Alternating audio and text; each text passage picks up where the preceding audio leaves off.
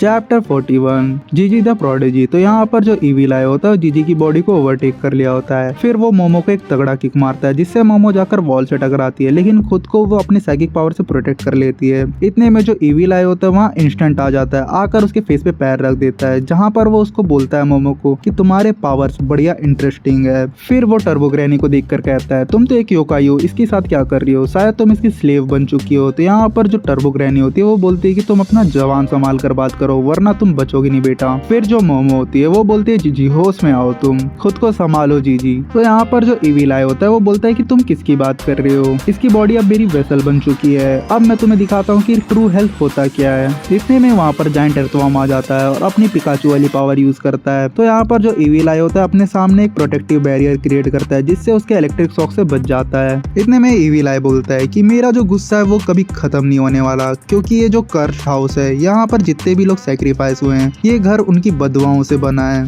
ये बात बोलकर इविल आई एक स्पिरिट बॉल बनाता है, उस बॉल को फिर किक मारता है जो कि वो जाकर अर्थवर्म से टकराता है, फिर बाउंस बैक होता है, फिर लगातार उस बॉल को किक मारते ही रहता है इविल आई, जिससे वो जो अर्थवर्म होता है उसका हालत खराब हो जाता है। फिर वो एरिया छोड़कर भाग जाता है अर्थवर्म। तो इतने में जो इविल आई कहता है कि गंदी नाली के कीड़े तू किधर भाग रहा है, रुक जा। फिर यहाँ पर जो मोमो होती है वो बोलती है कि ये क्या हो रहा है, जीजी के साथ क्या हुआ है। तो यहाँ पर जो टर्बो ग्रैनी होती है वो बोलती है कि बेटा तुम्हारा साबुन स्लो है। इतने में वो कहती है कि सेको ने सही कहा था, जीजी एक प्रोडिजी है। इतनी शक्तिशाली स्पिरिचुअल पावर के लोग बहुत ही रेयर होते हैं, ऊपर से जो जीजी है वो एथलेटिक भी है। यही रीजन है कि जो कि इविल आई उसको अपना टारगेट बनाया है, जिसकी वजह से वो उसका वेसल बन चुका है। अब अगर उसकी जगह मैं भी होती तो मैं भी जीजी को चॉइस करती। इतने मोमो बोलती कि वो तो ऐसा नहीं था, जब हम एलिमेंट्री स्कूल में थे तब तो वो एक नॉर्मल लड़का था। तो यहाँ पर जो टर्बो ग्रैनी होती है वो बोलती है कि सबके स्पिरिचुअल पावर अलग अलग टाइम पे अवेक होते हैं, जैसे कि तुम्हारा भी हाल ही में हुआ है, इसलिए तुम अपना पावर अभी यूज कर पा रही हो। इतने में टर्बो ग्रैनी कहती है कि मोमो हमारा बुरा वक्त आ चुका है, क्योंकि जो इविल आई वो हमारे साइड नहीं है अब। इतने में जो इविल आई होता है अपना स्पिरिट बॉल रेडी कर मोमो की तरफ एक किक मारता है। तो मोमो उसे अपनी साइकिक पावर से रोकने की कोशिश करती है, लेकिन यहाँ पर जो इविल आई होता है इतना फास्ट होता है कि जो कि मोमो के पास पहुंचकर उसे एक पंच मारता है, जिससे मोमो जाकर वॉल से टकरा जाती है। फिर यहाँ पर जो इविल आई होता है अपने आप को वापस से रेडी करता है दूसरा स्पिरिट बॉल किक मारने के लिए। तो इतने में यहाँ पर अपना ओकारून आ जाता है जो कि इविल आई के किक को रोक लेता है अपने किक से, जो कि यहाँ पर इविल आई भी शॉक हो जाता है ये चीज देखकर। तो यहाँ पर जो ओकारून होता है वो कहता है कि तुमने मेरी मोमो चैन पर कैसे हाथ उठाया, सॉरी पैर उठा रहे थे। तो यहीं पर जाकर चैप्टर एंड होता है। Chapter 42 escape the multiple stage. तो यहाँ पर इविल आई और ओकारून का क्लैश होता है। यहाँ पर ओकारून पीछे गिरता है। इतने में जो इविल आई होता है खुद को रिस्टार्ट करने की कोशिश करता है। तो यहाँ पर जब इविल आई अटैक करने की कोशिश करता है तो यहाँ पर जो ओकारून होता है वो मोमो को लेकर भागना स्टार्ट कर देता है। इतने में जो इविल आई होता है वो कहता है कि तुम एक योकाई हो और ह्यूमन को क्यों बचा रहे हो। तो यहाँ पर जो ओकारून होता है वो कहता है कि बेटा तुम अब नहीं बचने वाले, जो चीज तुम कर रहे हो। इतने में जो इविल आई होता है वो मल्टीपल अटैक करना चालू कर देता है ओकारून के ऊपर। तो यहाँ पर ओकारून उसके अटैक को स्केप करके वहाँ से भागना स्टार्ट कर देता है। भागते वो एक चीज नोटिस करता है, जो अर्थवर्म होता है वो कुछ रिलीज कर रहा होता है। ये चीज देखकर मोमो कहती है कि ये क्या है ओकारून। तो यहाँ पर जो ओकारून होता है वो एक्सप्लेन करता है जो मंगोलियन डेथ वर्म है उनके पास दो एबिलिटीज होते हैं, एक इलेक्ट्रिक शॉक की और दूसरा होता है वेनम छोड़ने की, जिससे वो अपने विक्टिम्स को कमजोर करते हैं। तो यहाँ पर जो मोमो कहती है कि वो चोमोसेकल का अर्थवर्म ग्राउंड पे छुप के हमारे ऊपर पॉइजन से अटैक कर रहा है। तो इतने में जो ओकारून होता है वो कहता है कि हमें जल्दी यहाँ से निकलना पड़ेगा मोमो, वरना हम यहाँ पर फंस के मर जाएंगे। इतने में जो मोमो होती है वो बोलती है कि एग्जिट यहाँ पर बहुत ऊपर है, तो हम कैसे वहाँ तक पहुंचेंगे। फिर इतने में जो मोमो होती है वो पूछती है कि वो अर्थवर्म का वीकनेस क्या है। तो यहाँ पर जो ओकारून होता है वो बोलता है सनलाइट।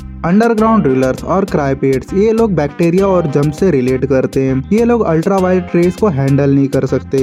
तो यहाँ पर जो मोमो होती है वो कहती है कि हम उसे कैसे बाहर लेके जाएं, वो इतना बड़ा है, मुझे कुछ समझ नहीं आ रहा है। फिर कहती है कि हम जीजी को भी यहाँ पर अकेले नहीं छोड़ सकते, अब करे तो करे क्या हम। तो यहाँ पर ओकारून कहता है कि यहाँ पर एक रास्ता है, एक काम करते हैं कि मैं तुम्हें बाहर भेज देता हूँ। तो यहाँ पर जो मोमो होती है वो कहती है कि मैं अकेले बाहर नहीं जाऊंगी किसी भी हालत में, तुम्हें भी साथ चलना होगा। तो यहाँ पर जो ओकारून होता है वो मोमो को समझाता है कि हमारे पास ज्यादा टाइम नहीं है, हमें जल्दी से जल्दी कुछ करना होगा। तो एक काम करते हैं, मैं तुम्हें बाहर भेजता हूँ और तुम रोप से मुझे खींच लो फिर बाद में। इतने में जो मोमो होती है वो बोलते है कि फिर जीजी का हम क्या करें, उसे तो यहाँ ऐसे छोड़ नहीं सकते। तो यहाँ पर जो ओकारून होता है वो बोलता है कि मैं उसे संभाल लूंगा, लेकिन मोमो अभी के लिए तुम्हें बाहर जाना होगा, प्लीज मेरी बात समझो। इतने में जो मोमो होती है ओकारून का हाथ पकड़ते और उसे प्रॉमिस करती है कि मैं कुछ भी हो जाए मैं तुम्हें बचाऊंगी और साथ में तुम जीजी का ध्यान रखना। इतने में जो ओकारून होता है टर्बो ग्रैनी का फॉर्म लेता है। तो यहाँ पर ओकारून अपने ऊपर सोफा रखता है और उसके ऊपर मोमो को बिठा लेता है। तो यहाँ पर मोमो बोलती है कि ये क्या कर रहे हो तुम। तो यहाँ पर ओकारुन समझाता है कि हम एक मल्टी रॉकेट स्टेज की तरह यूज करेंगे इसे, जहाँ पर मैं सोफा को पुश मारूंगा और तुम सोफा को पुश मार के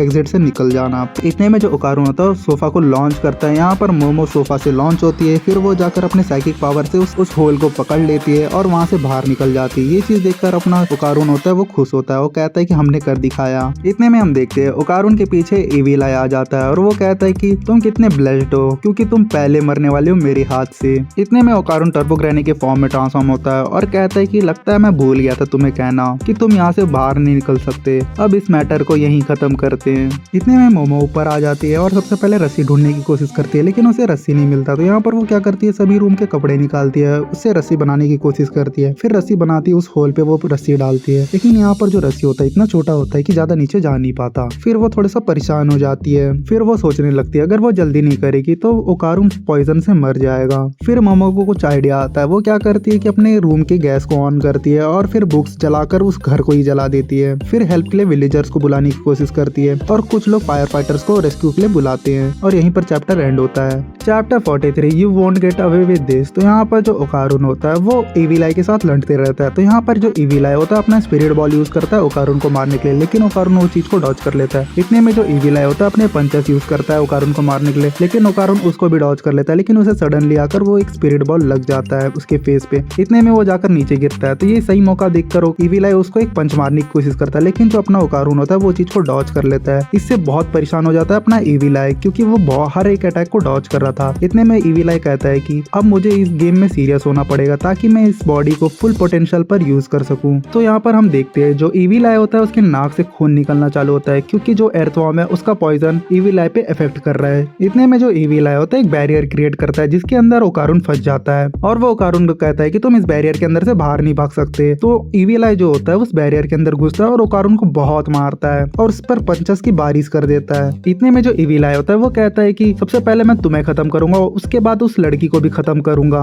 ये बात सुनकर अपना जो ओकारुन होता है थोड़ा सा रीजअप आ जाता है उसे, और वो ईविल आई के फेस को पकड़ लेता है और कहता है कि फर्स्ट थिंग तुमने मोमो को हर्ट किया, फिर सेकेंडली जीजी कभी भी मोमो चान को हर्ट नहीं करता क्योंकि वो उसका एक अच्छा दोस्त है। ये बात बोलते ही जो ओकारुन होता है वो ईविल आई के फेस पे पंचेस की बारिश कर देता है और फिर उस पंचेस काउंट भी करता है 1 2 3 करके, टोटल 19 पंचेस मारता है। जब 20 पंच मारता है तो जो उसका बैरियर होता है ईविल आई का वो भी टूट जाता है और वो बैरियर के बाहर जाकर नॉक होकर गिर जाता है। फिर जो ओकारुन होता है वो कहता है कि थर्ड बात ये थी कि तुमने मुझे बहुत परेशान कर दिया था और मैं तुम्हारी वजह से डिप्रेस हो गया हूँ बहुत। ये बात बोलकर ओकारुन नॉर्मल फॉर्म में ट्रांसफॉर्म होता है और नीचे गिर जाता है, लेकिन यहाँ पर जो एर्थवॉर्म होता है वो अपना वेनम स्प्रे रोकता ही नहीं है और यहीं पर चैप्टर एंड होता है।